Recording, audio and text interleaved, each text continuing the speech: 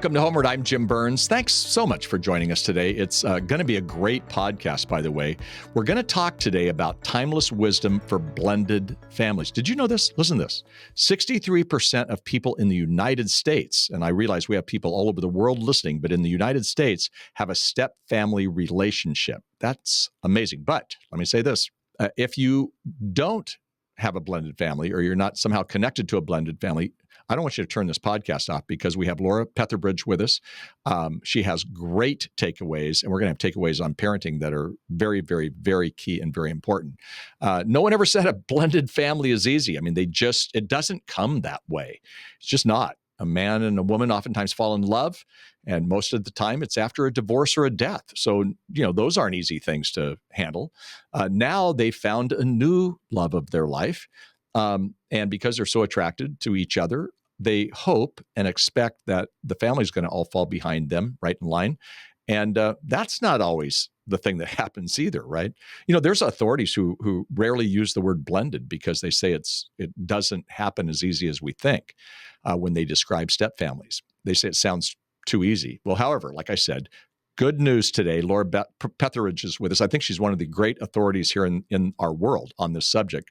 And she's going to bring some hope and wonderful practical tips, insight on how to navigate the world of living in a blended family. And I love the title of a new book she has. It's called Stepfamilies of the Bible. When I saw her book come in, for one thing, I wanted her on the podcast for a long time. And when I saw it come in, I went, is that something? Are there step families in the Bible? And then I started counting how many there were. And as I looked at what she had to say, I was like, wow, there's quite a bit. The Bible's filled with step families. Okay, very, very interesting. And, words and phrases like jealousy and overcoming rejection and bitterness and exclusion and overcoming failure are just a few of the issues that rise up in a blended family, period. And like I said, my guest today, Laura Petherbridge, she serves couples and single adults with topics on marriage and step families, co-parenting, divorce prevention, divorce recovery, you name it. She's an internationally known speaker, author of some great books, which are all in our podcast notes. And her newest one is what I said, Step Families of the Bible. All this information is in the podcast notes. So go there, go there, go there. Laura, it's been a while. Welcome to our podcast. It's so wonderful to hear your voice again and to talk to you. Well, it's been a great. Last time I think we saw each other in person. You and I were both speaking at the same event. You were out in Yes. California. You're now in Georgia, and you were living there in Florida. And so, even though there's a hint of an accent from Buffalo, New York, but why do people not stay in Buffalo? Oh, my word. Well, the people there are great. It's not the people. It's the weather is pretty hard and when you grew up there, you think everybody Yeah, lives like that. And, it's just cold a lot and driving in it. yeah. But they do have great food. I gotta say, the food in Right. Niagara Falls are two big perks. So buffalo chicken wings. Yes, I heard that's where it was invented. Is that that's true? correct. The Anchor Okay. Bar. The Anchor Bar. They even have the place. What amazing! I like buffalo wings. I may have to go to Buffalo for that reason. Listen, you often write and speak on step families, but this is also your experience. We were talking about it before the podcast started. You're a child of divorced parents. If I'm not mistaken, you grew up with two stepmoms and a stepdad, and now you're a stepmom. So you know this subject so well. What are some of the issues that you personally experienced growing up, and then also becoming a stepmom? Well, I think that's why God did put me in step-family Hmm, ministry because hmm, he wanted to use all of that. My hmm. parents' divorce was very painful for me. I was almost 9 years old, Wow. and my dad did then remarry 2 more times, Mhm. so I had a stepdad. My mom, they did not marry till later, a little bit later, but he was in my life from the time I was 15, my stepdad Hmm. was. And Yeah. so, then I married a man that had 2 kids. They were 11 Oh, and 13, and right. I was just so naive. I just thought I've Yeah. had 2 stepmothers. Obviously, this will teach me how to be a stepmom. And Right. so I just was ambushed Yeah. afterwards by all of the complexities that do come naturally just Yeah. when you marry a person with kids. So yeah, it's just new emotions. Yeah, yeah, and so even when we've been raised in something like that kind of a family, which is so prevalent, of course, in today's culture, what you're saying is sometimes things catch you by surprise. What caught you by surprise? I was surprised that I would get, so annoyed so easily. There were certain things, obviously when they're in their mom's house, they had different rules and Yeah, structures right. I and hear that all the time. do's and don'ts. And Mhm, so when they would then come to our house, I was expecting them to be raised the way I was raised. mhm. And Right, so my mother was very strict, very, right, very strict. I mean, you didn't even give her a dirty look and you right. didn't get consequences. So to then all of a sudden have my husband parenting these 2 boys in a manner that was so different, and they were good Yeah, kids. I mean, yeah. it's not like they were little brats or anything, but it was Mhm. very different than what I grew up Yeah, with, and of yeah. course, I kept trying to rush in there and change it. Sure, sure, and it causes tension. Oftentimes in a blended family, you have to talk about the marriage aspect because it kinda causes tension between a couple if one was raised in a different way. Yeah, The number one thing stepmoms say to me is, "My husband refuses to discipline his children, and he wants me to just go along with it, and I don't like it. It's making me yeah, uncomfortable. This is my yeah. home Wow. too." And Mhm. so, they ask me, "How can I get my husband to parent his kids?" And the answer Right. to that is, "You can't." Yeah. Right.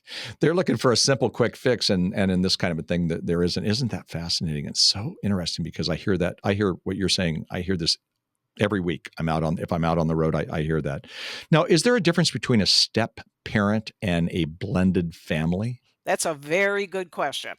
So here's what happened. We used the word stepfamily for many, many years. Mhm, Of course, Disney put a negative twist on that.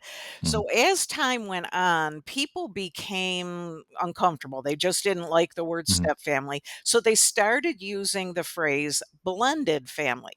Well, Right. here's the rub with that. For many people, blended family means adopted children. Very So interesting. you maybe have biological children and then you adopted children and you brought Right. them in and now we're all Right. blended. So people are getting very confused. So in my books, I always float between the two words using them simultaneously. Yeah. Yeah. Okay. That's a good answer. I mean, because you hear both, but sometimes, is it different? Is it not? And it is interesting that, with an adopting, when you think about adoption, it does kind of blend into the family in a way that I hadn't thought about. I was thinking about, I didn't add adoption to a blended family, but sometimes that is the case. Sure. Of course. And And to there's, some people, blended means racial blending, right. where one Right. spouse is black and the other one Right. is white, or take Yeah. any two races. Right. So it Right. can mean different things. Sure, to different for different people. I got it. Okay.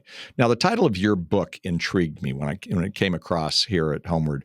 Timeless Wisdom for Blended Families is the subtitle, but the title is Step Families of the Bible. And I thought I honestly I looked at it and I went, "Oh, this is from Laura." And then I went, "Were there step families in the Bible? Talk about the step families of the Bible. Help us understand who some of those people are. Yes, They're kind of famous." your reaction is just like I don't think I've met a person yet that I've introduced the book to, somebody in Yeah. leadership, a pastor, Right. radio Sure. host or Sure. whatever. Sure. Everyone has the same reaction as you Right. just did.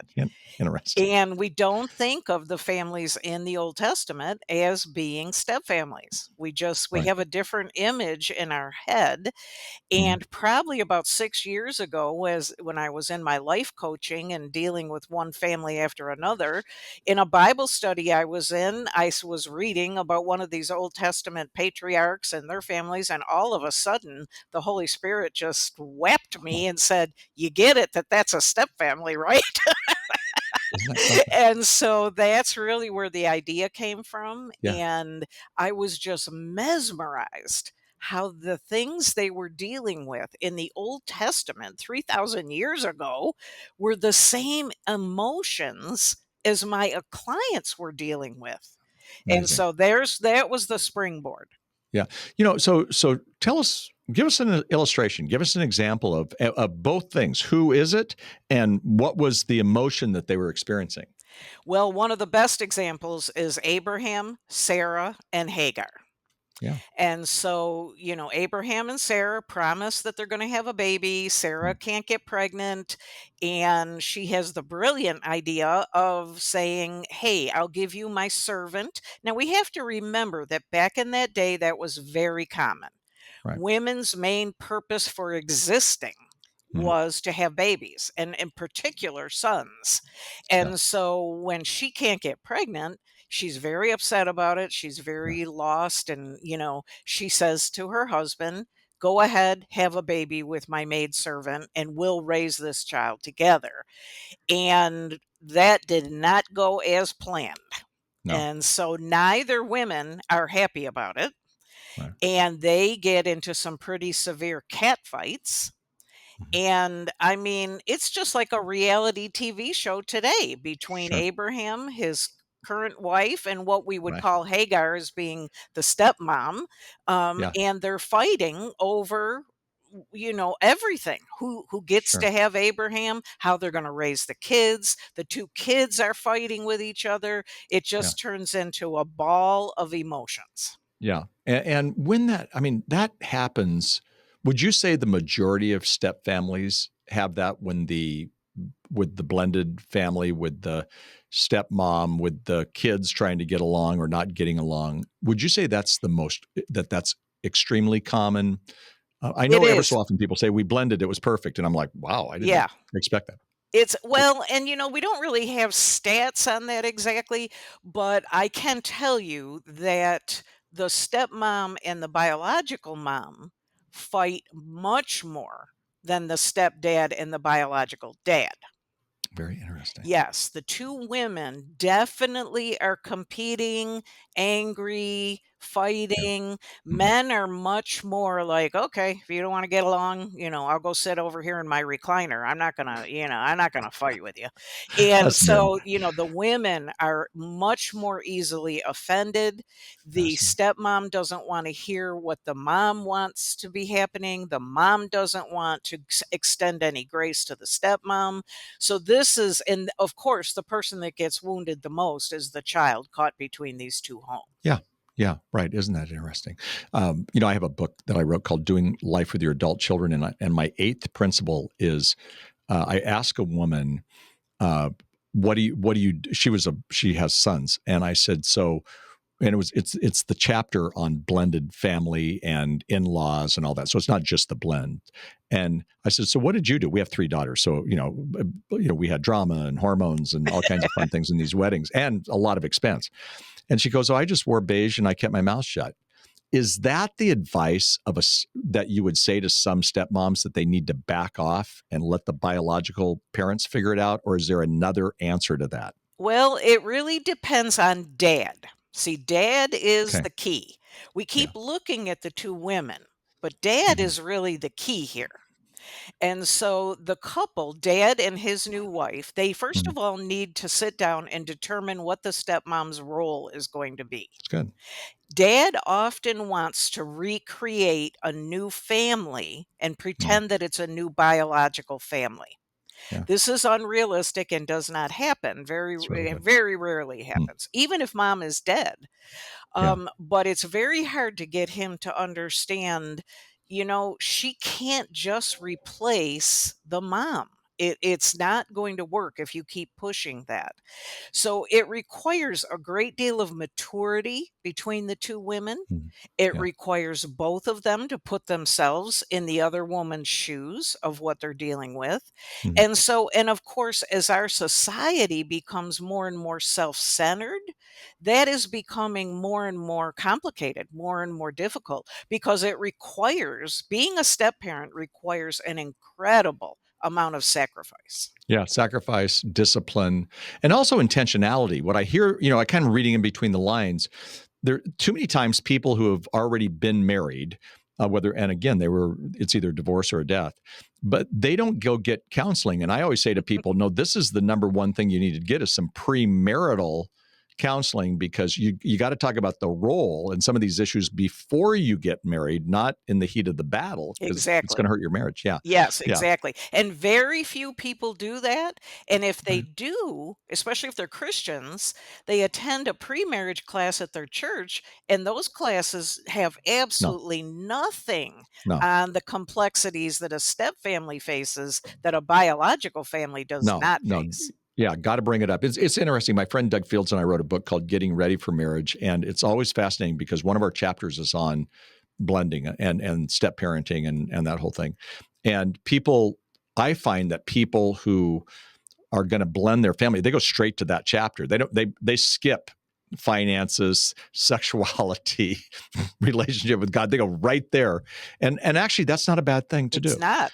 because at least they're getting some kind of help. Listen, we're going to take a quick break. We'll be right back. This is so good. Laura Petherbridge is with us today. Her new book is called Stepfamilies of the Bible, Timeless Wisdom for Blended Families. And again, I've said this before, but all of the information on Laura, her ministry, her books are all on the podcast notes. So go take a look at it. When we come back, we're going to keep talking about this stepdad thing, because I learned that children embrace a stepdad more than a stepmom from Laura, and I'm going to ask her about it. We'll be right back. Hi, Jim Burns here.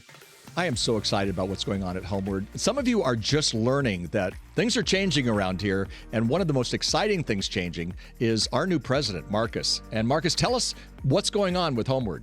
Yeah, thank you, Jim. Really appreciate it. So excited to share with you, give you a glimpse of what God is doing in this new season at Homeward. And it's a blend. It's a blend of new and tried and true. And our mission right now is, how do we take these 4 decades, these 40 years of ministry, of resources, of principles that God has been changing lives throughout the nation and beyond, and expand that, but also tether it to a younger generation. And the way we're going to do that is through a blend of tried and true resources and principles and events, as well as new initiatives. And I'll start off with the new. On the new side, we have a new website. We are rebranding. We've got new staff. We've got new faces and new voices to our growing social media presence, and that is wonderful. But also on the tried and true side, we've got a Refreshing Your Marriage retreat that has been an amazing, impactful event. We've got our conferences like Trainer for Trainers, and our resources like our books that we're going to continue to write and expand and change lives. Speaking of which, Jim, share with us the latest update of what's going on in the book world here at You Homeward. got it. And I'm excited about your leadership, and I'm excited about where we're going at Homeward. It's going to be pretty incredible. Yeah, we've got a book, Doing Life with Your Adult Children. We have other books, of course, but that's still on the bestseller list after 5 years. Even this month, it's on the bestseller list. And now there's a new one that's going to be coming out called When Your Adult Child Strays, Trading Heartache for Hope. And I'm doing this book right now, and there's going to be a course with it. And we have other books on sexuality and things like that that are really, really making a difference all around this world. So with all the things going on right now at Homeward, here's what you can do. God is putting in our heart this desire and this plan to expand our Refreshing Your Marriage conference that I recently attended, and it helped my wife and I have a breakthrough that God was working in our hearts for a while. But beyond that, I saw other couples experiencing the same thing. So we are going to expand our Refreshing Your Marriage conference, take it to other cities, and we want to be able to not only help make sure that happens, but also those that can't afford it, that need to be resourced and some scholarships. So we want to make sure nobody misses out on a chance to get their marriage refreshed and to draw closer to the Lord. So I'm asking you to make a special gift above and beyond to support that. Thank you so much, Homeward. Welcome back. I'm Jim Burns, and you are either listening or you are watching on our Homeward channel, Homeward with Jim Burns. And I am so happy to have Laura Petherbridge with us. Laura, in your book, you mentioned that kids, young and adult kids, that's what's fascinating, embrace their stepdad more easily than the stepmom. And, you kind of have been alluding to this. Why do they embrace the stepdad? We've talked about stepmoms, but we haven't done as much about stepdads. Why do they embrace a stepdad? What's up with that? Often they view the stepdad as a perk. So when mom was a single parent, now this is for the younger ones. the Uh-huh. younger kids, and then we'll talk the older kids. But the younger kids, mom's a single parent, probably things financially changed and Mhm. not for the Yeah. better. No. Maybe we're living in an apartment where we used to live in a house, Mhm. after Yeah. the divorce. So stepdad comes along, and all of a sudden, now we don't have to live on as tight of a Yeah. budget. So we're, Right. we're in a nicer house, maybe a better school neighborhood, but also stepdad typically is not in competition with bio dad. Very So the interesting. child doesn't feel they need to choose between their stepdad and their biological dad. Sometimes that occurs. Mm. Men are way better at just coming alongside the child and Mm. not trying to get a parent label Yeah. or a parent title. Mm. They just come alongside the kid and, help him with his homework, go to his football game, and they're much more able to just relax in the role. Now, not Mm. all the time. That's Sure. not all the time, No. but a woman, a female, when she becomes a stepmom, this is why you hear now the phrase bonus mom. You'll Mm. hear this phrase been out about 8 years now. And Mm. I have never used that phrase. Actually, when I told my adult stepkids that that's the new phrase, they almost fell off their chairs laughing. And they said they thought I was making it up. And I said, "No, that's really No. what No, I've stepmoms heard are that. Sure. calling themselves Sure. now." See, women have a much greater need to feel inside the circle, to Isn't feel that so? they Yeah. are another mother.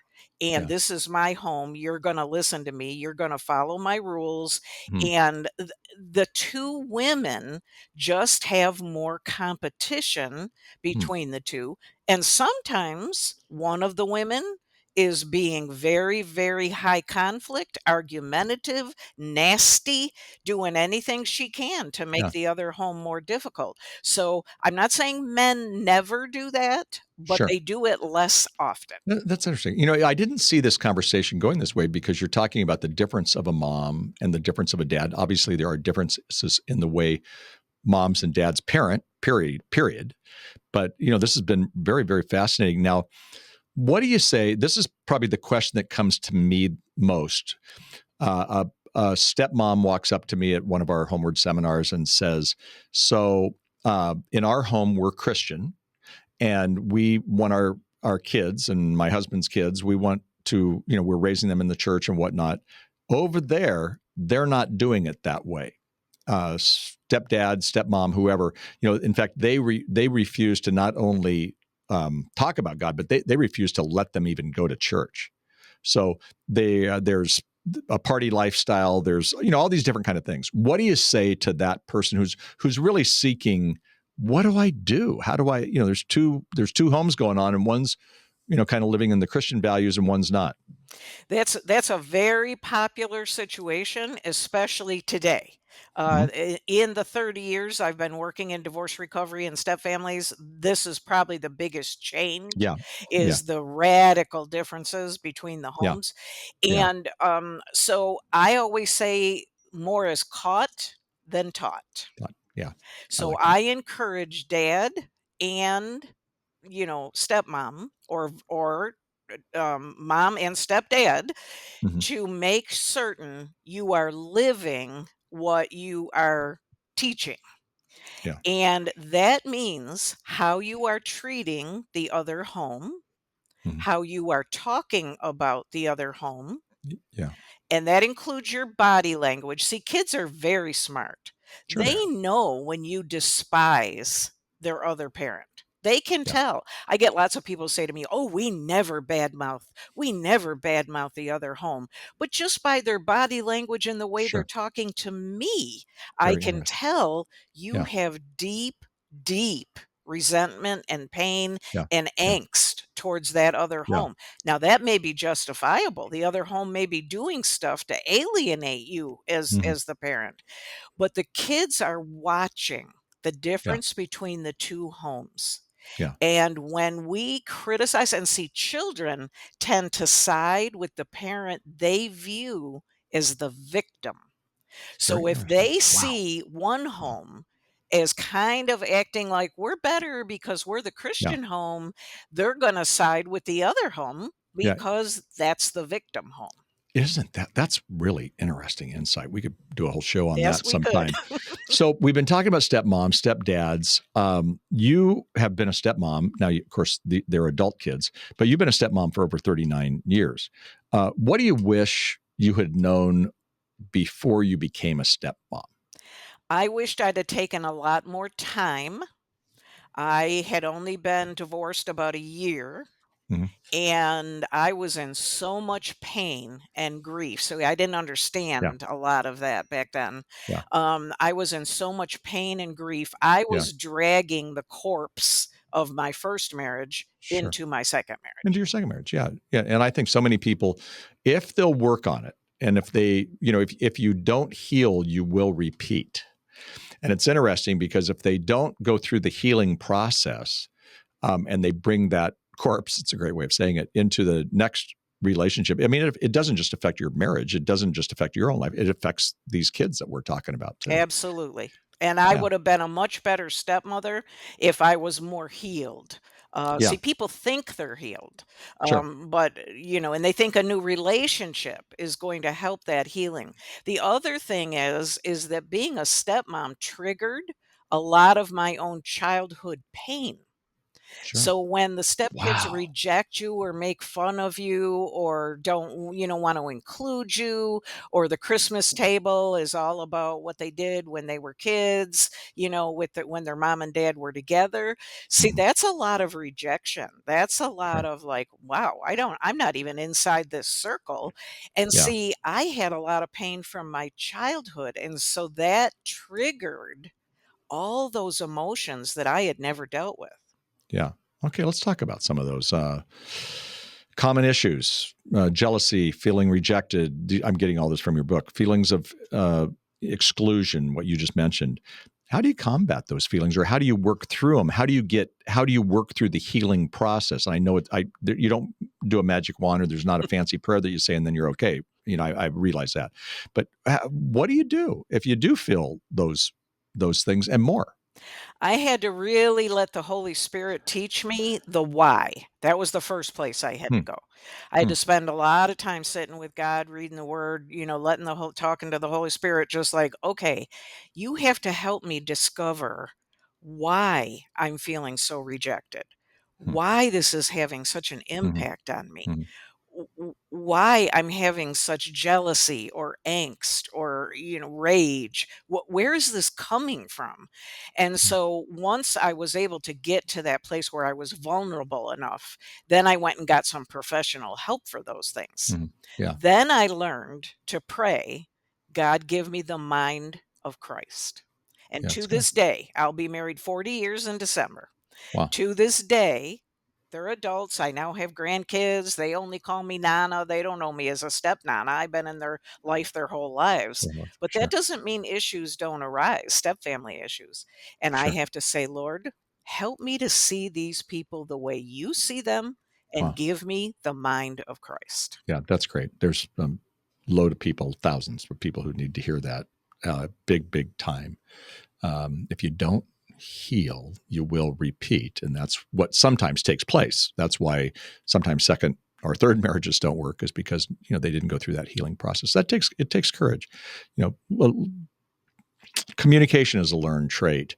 Dealing with conflict is a learned trait. So we've got to, put our time and energy into that, as well as, you know, I've often said, I mean, Kathy and I, the other day, we've been married 51 years, and somebody asked us in a public forum, what's your secret? And I laughed. I said, perseverance.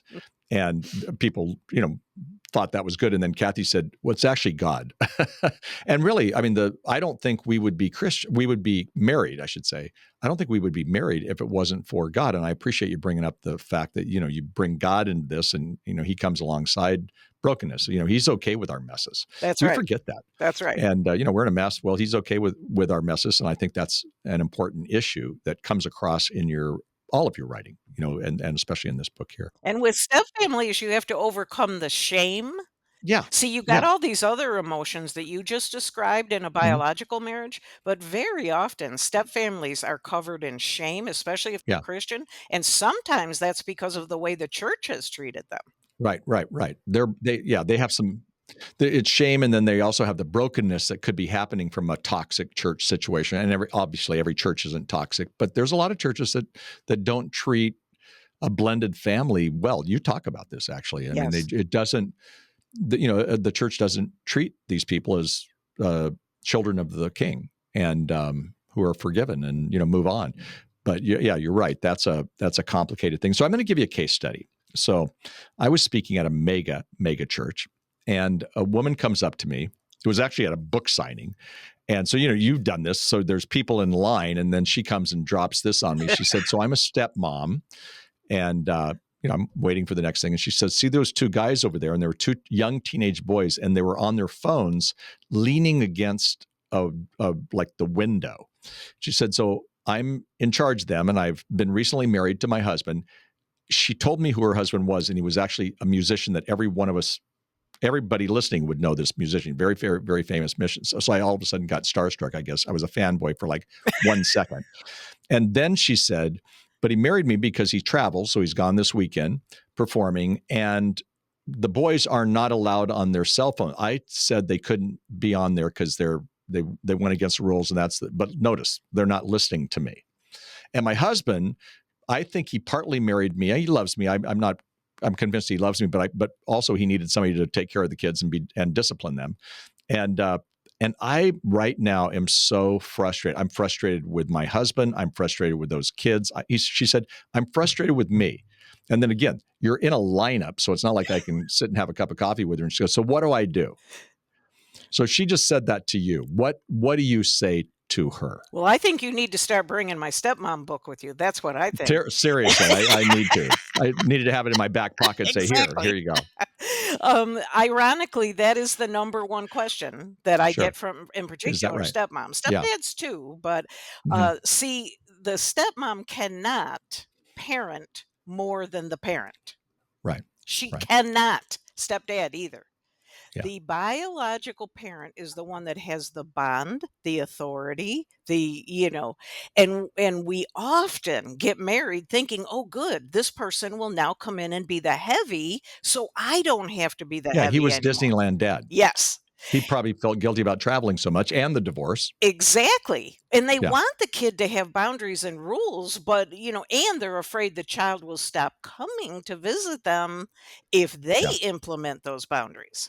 So Right. see, the biological parent is setting the step parent up for failure Yes. when Very they important. put the step parent in that role.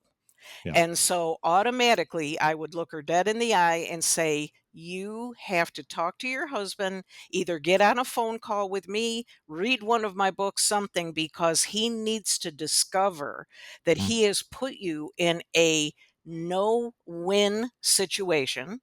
Those kids are never going to listen to you.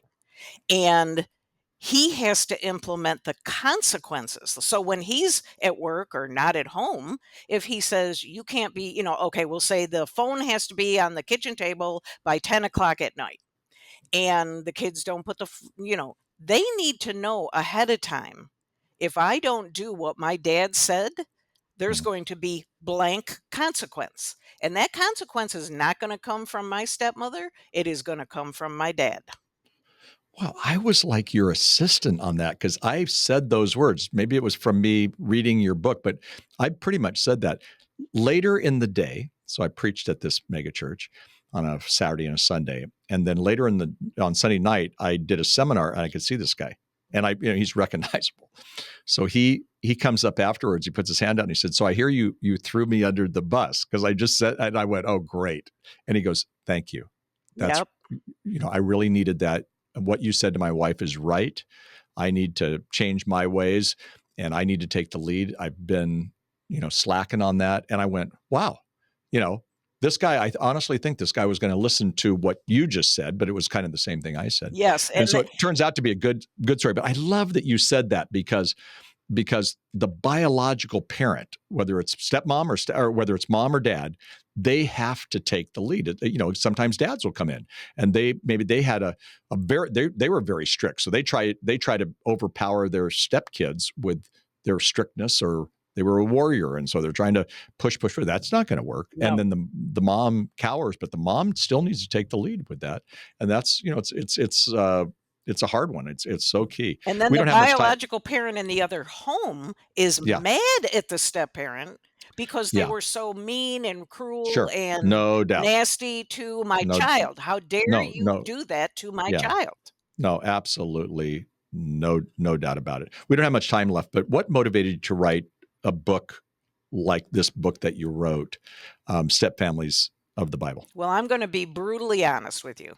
Yeah. I've been trying to get the church to open its ears to divorce recovery and step families for a long 30 years. Yeah. And we really have made very little progress. Interesting. And so I believe the reason God laid it on my heart to do this was because perhaps by recognizing these step families that live in the Bible and the complications they face would help the church to understand that they need to address these families differently.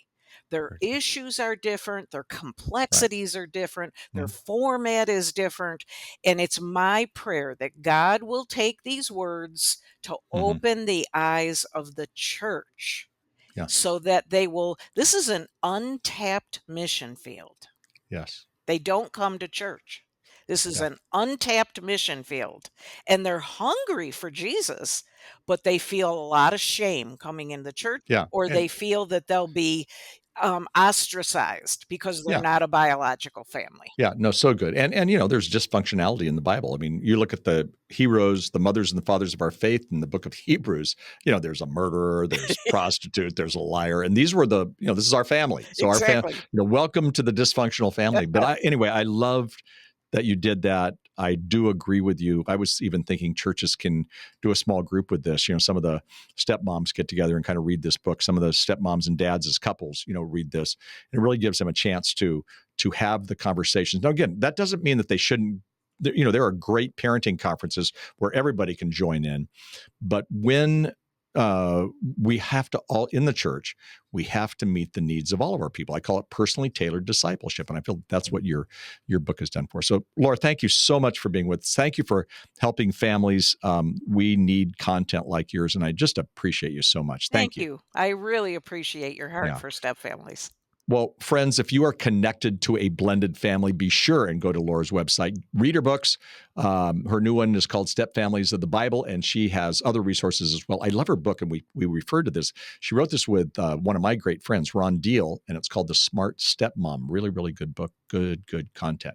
So our podcast is growing. We're reaching out all around the world, and you can help us. You can help us by subscribing to the podcast on whatever platform you listen to, or by going to our Homeward YouTube channel. Do the same thing. You can subscribe there. That helps us greatly.